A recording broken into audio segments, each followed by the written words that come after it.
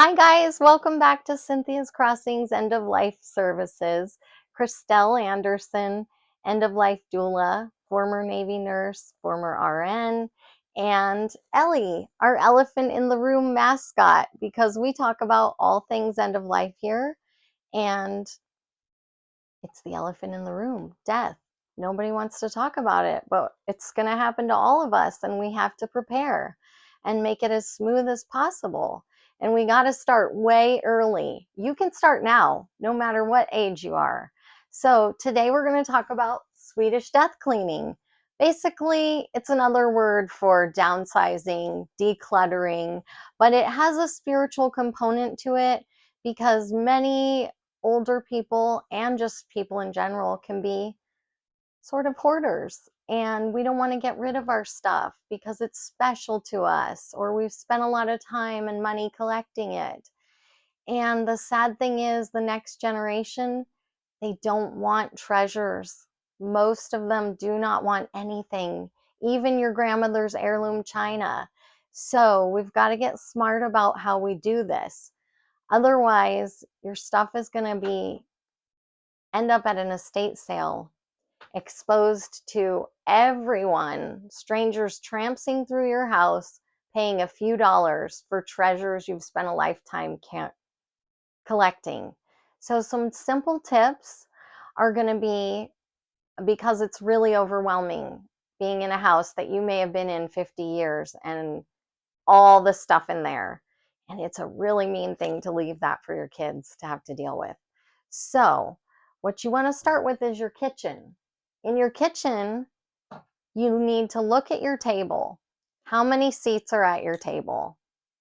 That's the amount of dishes you need, place settings. If you have a table for 6, a table for 8. So if I'm being even super generous here, this isn't recommended in the book, but if you think you may have company and you want to have a set in the dishwasher and a set that you're using, you can double that. So if you have a table for 6, keep 12 place settings. That's it. That's all you need. You don't need to duplicate rice cookers, crock pots, casserole. Like, you don't need a lot of stuff. When you get older, you don't eat a lot.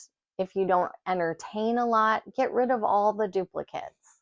There's always young, newly starting out people that are going to these sales and that are looking at thrift stores for dishes, for furniture. So you will bless someone if you get rid of all this extra stuff. And it's just less for other people to deal with later after you die. So start with your kitchen. I'd say as far as linens, that's pretty easy too. How many sets of sheets do we really need? Let's talk about that. How many beds are in your house? You need 1 set of sheet for each bed, minimum, so that you can wash it and put it back on. Or you can be generous with yourself and you can have 2 sets of sheets for each bed, 1 to have on the bed, 1 to wash. And if you're a caregiver and you have someone that has a lot of leakage, okay, that's an exception. You may want to have several sets of sheets just for that situation. But that's another easy place to start, the kitchen and the linen closet. If you have extra sheets, keep your nicest ones. Extra sheets, you know where you can use raggedy towels, sheets, washcloths, any of that stuff.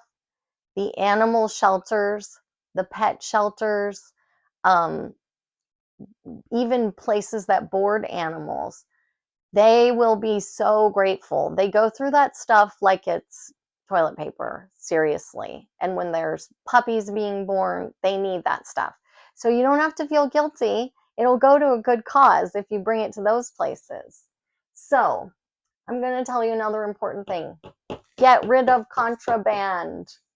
If you have a habit that you do not want anybody to ever find out about, because let's face it, we're all human. People have habits. Some people have old certain magazines. Some people have old, almost empty or empty bottles of vodka or gin and under things in a drawer somewhere, or back in the back of the garage in the bottom of a box somewhere. If you have stuff like that, and you've been sober for 50 years, and you may have had an oopsie one day, or maybe you didn't, but you don't want your family to think you did. Things that are going to be horrifying to your family or friends to find out after you're gone, get rid of those. Get rid of the contraband. Save them the shock, if you will. And then another box you're going to have, it's going to say throw away when I die. Don't make it a super huge box. And what you're going to do is put in there things that are only special to you that no one else could care about. Now, just know people are going to be curious because it's going to say throw away when I die. So they probably will open it and look at everything in there. And if it's a card or a letter that you like to reread all the time, where someone said a bunch of really nice things about you, and you keep it in that box, your family's going to read it. All right. Just curiosity, all right. I know I would. But if there's like a ceramic turtle or a special rock or something that seems completely insignificant and no one has a clue what's special about it, you can put it in there and enjoy it. Enjoy it. If you have to go to an assisted living, an independent living, downsize to an apartment, you could still have a few special things. Another thing you're going to do is you're going to have a donate pile, and you're going to have a giveaway pile. The donate is to thrift stores and Salvation Army, charities.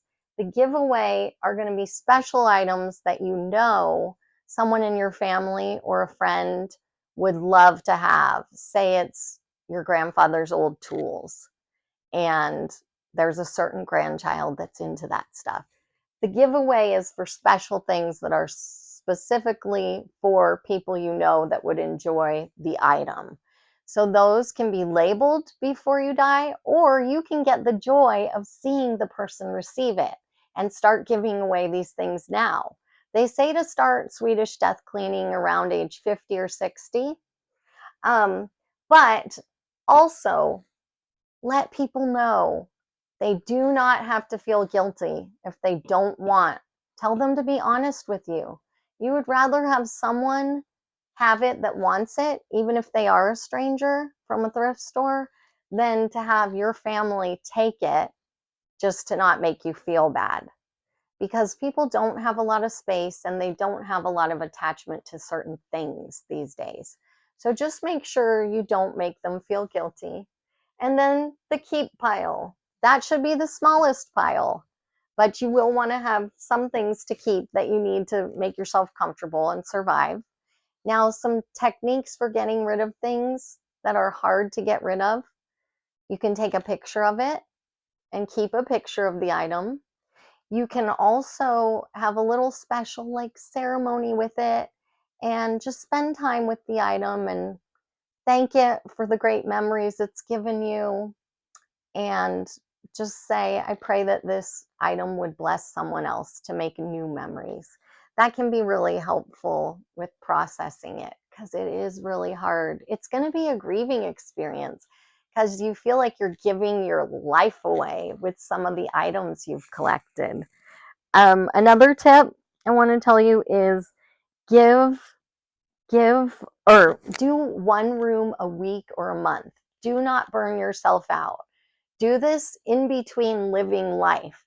Like, don't cancel a lunch with a friend or a trip with family or helping someone at church. Don't cancel things that are important to you in your living life here and now just to do your Swedish death cleaning. Do it in between your life, but aim for about one room a week or one room a month. If you're selling a home, many times you could sell the home with all the items in your garden shed if it's someone that's buying the home that doesn't have those things. And then, yes, you can do estate sales. Your children can do estate sales.